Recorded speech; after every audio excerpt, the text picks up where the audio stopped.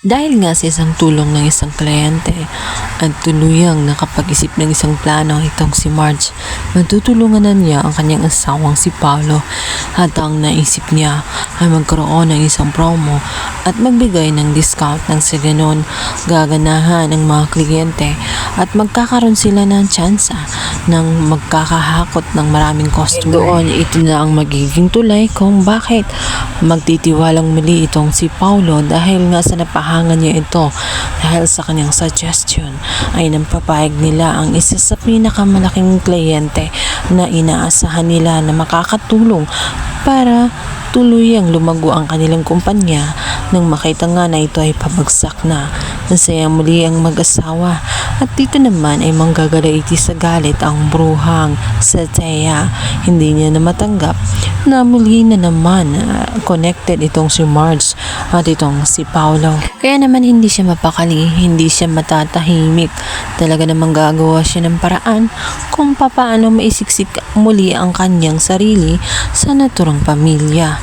At dito nga ay hindi na nga niya nakontrol ang kanyang sarili dahil siya na mismo ang tumawag sa telepono nga nitong si Paolo. Subalit siya nga ay mamalasin dahil ang makakasagot ay walang iba kundi itong si Marge. Dito na nga nagsimulang magduda itong si Marge sapagkat nakita niyang pamilyar ang boses at ang ikinagulat niya ay isang babae.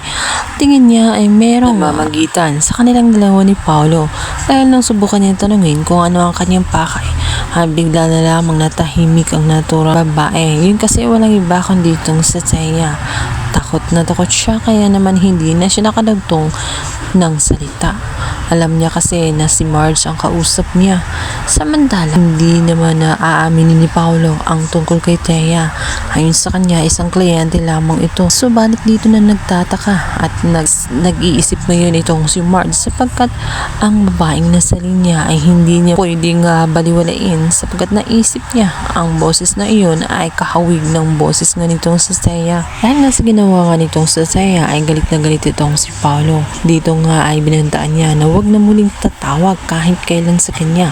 Lalong-lalo na at nakita naman niya na ito pa lang ang time na magkakamali ka na nga sila ni Marge at magiging masayang muli. Kaya naman hindi niya hahayaan na masirang muli ang tiwala nga na lang dalawa na ngayon pa lamang mabubuo. Kaya naman nakikiusap ng gusto itong si Paolo at alam naman nila sa simula pa lamang na wala naman talagang commitment at saka hindi mapakali itong si Marge. Buhat ng may babaeng tumawag sa telepono ay agad niyang naikwento sa kanyang kaibigan. Ayon sa kanya ay kinakabahan siya at dito naman ay nagsuggest ang kanyang kaibigan na maaaring tama ang kanyang mga hinala na maaaring bumalik si Paolo sa dati niyang gawi at meron na naman itong ka-fling. Kaya naman dito na nagsimulang mag-isip ng gusto itong si Marge at sa pagkakataong yun ay babantayan na niya ang lahat ng mga galaw nga nitong si Paolo at nang sa ganun malaman niya kung ano nga ba at kung sino ang naturang pinagkakaabalahan niya bukod sa kanya.